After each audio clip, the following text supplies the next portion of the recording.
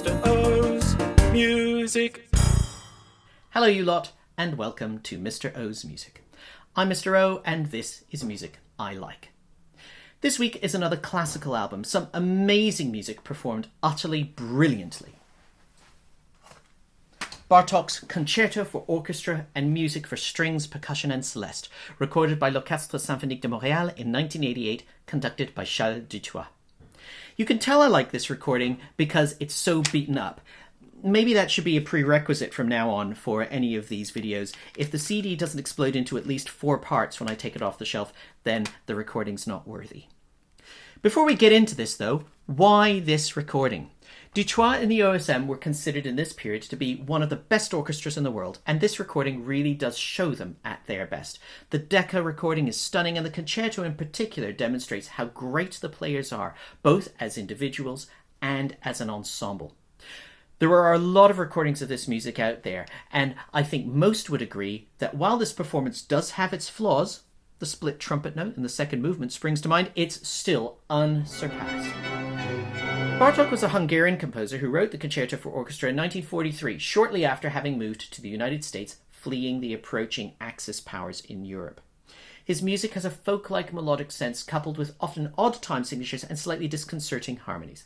The Concerto for Orchestra was one of the very last works he wrote, and is so called because of the demands placed on the individual players within the orchestra and their frequent soloistic turns. The music for strings, percussion and Celeste is a much earlier and altogether more challenging work for the listener, famous for being used for much of the incidental music in Stanley Kubrick's film The Shining. But enough boring history, let's get to the music. The first movement of the Concerto for Orchestra has a mysterious opening beginning with low strings.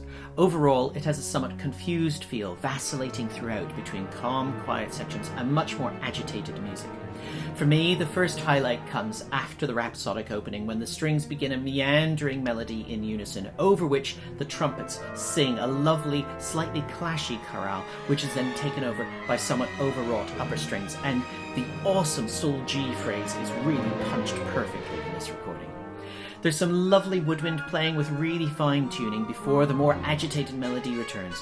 The brass fanfare is punched with just the right amount of attack without losing the poise, leading to the final section, which demonstrates a perfect hold and care while not losing any of the excitement.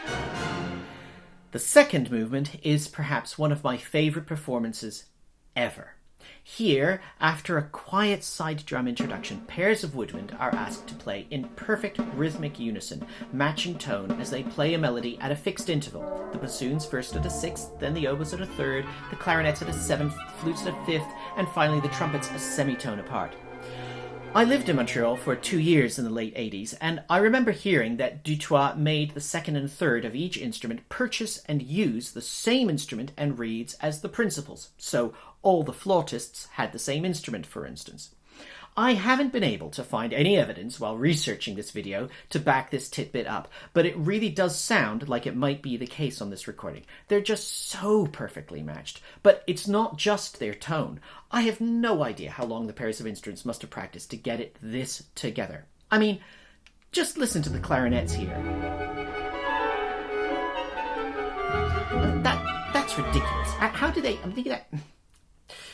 A beautiful brass chorale follows, with the suspensions just gorgeously played, and the French horn entry halfway through is like melted butter and honey.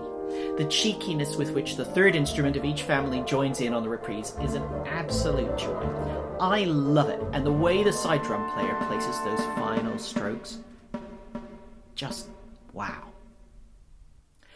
The third movement is very similar in many respects to part of the music for strings, percussion and Celeste, mysterious and meandering, by turns very quiet, by turns very loud, but beautiful throughout.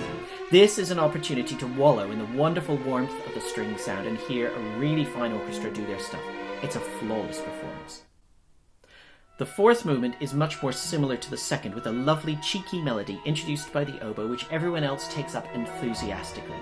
Occasional interludes interrupt the melody, hence the name Intermezzo, Interrotto, I suppose, with some being really rather rude. The trumpets encouraging the percussion, including tam-tam, to get involved in shutting up the strings at one point, for instance.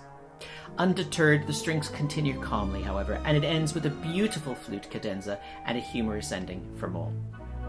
The final movement is, along with the second movement, what really makes this particular recording stand out. After the initial brass announcement, there is a forward breathless rush from the entire orchestra, while never for a second getting out of control, which is just astonishing to hear. My favourite moment, though, is the stupidly rude tuba, just over a minute in, here. I cannot stress enough just how phenomenal this performance is in every possible respect. Every section, the swirling strings accompanying the trumpets, the triumph with which they find each key, the joy with which the strings introduce the second fugue subject, you really do feel you are in the presence of the best players in the world, all playing as one. You know how sometimes you get those all-stars matches in sports which are always ultimately disappointing, the reason being that while they may all be great as individual players, what makes a really great team is how they interact and play off each other. And in an all-stars match, they don't know the other players on their team in that way.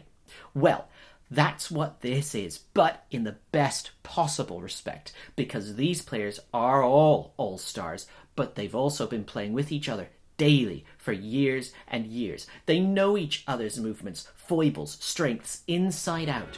The final section, in which they hurtle towards the finish line, is just extraordinary and leaves you holding your breath, literally, as the reverb slowly dies around. The music for strings, percussion and Celeste, I'm going to spend a little less time on. Not because it isn't a great work, but because it's harder to pick apart effectively over the course of only a few minutes. As the name would suggest, we've lost the woodwind and the brass sections for this part of the disc, and it allows the strings to really shine. The first movement's gradual build is handled really well, with the intensity of the increasing chromaticism building to the climax and a wonderfully spooky Celeste section towards the end. The second movement's unison beginning is contrasted perfectly with the querying piano, and there's a real confidence to the off-string jollity. I really love the offbeat chords that the piano and xylophone get to explore Stravinsky-like, and the sotto voce pizzicato that follows. The reprise leads to a confident throwing about of the original motif before we are dropped into the third movement. This is the one that Stanley Kubrick employs so effectively in his film. And the spooky opening with high claves and pedal timpani swooping around sets the scene perfectly. It's a pity this is employed so effectively in The Shining, because it's hard not to hear the masterful high melody and glissandi here without being transported into the world of Kubrick. But even if we didn't have that association, it is phenomenally spooky and effective writing. The final triumphant movement opens in a way that could almost be something an English composer would have written in the first half of the 20th century, but we are soon back in the Bartok harmonic language, but with a real joy. There are moments here where I feel this was perhaps almost written to be a quick summary of Stravinsky's works from the first half of the century. The piano interruptions have an element of Les Noces, and the section with the strings building to a triumphant repeated clunk, clunk with piano accompaniment could easily be the twin brother of the opening to Stravinsky's symphony in 3 movements. There are further points that almost sound English, but there are also moments where he harkens back to the themes of the earlier movements, where we are very much in Bartok's world, as is the ending. It's a hugely fun bit of writing and a great pairing for the concerto. I may have focused a bit more on the actual performance here than sometimes, but it's because it's so good. I know a lot of people who have said to me that they're not particularly moved by Bartok's Concerto for Orchestra, and when I hear somebody say that, I always ask them what recording they've heard, because after they've listened to this one, they're always complete converts. This is just such a joyous and exciting disc, and it's all so well played that I just get excited even thinking about putting it on to play, which may be why it's in the state that it's in. Please go and listen to it. Although, of course, before you do, make sure you're subscribing, commenting, clicking the bell and all that shenanigans, because it's the best way to know when the next video arrives, and of course to encourage me to make it. Thanks again for watching, and I'll see you next time. Mr.'s music, Mr.'s music.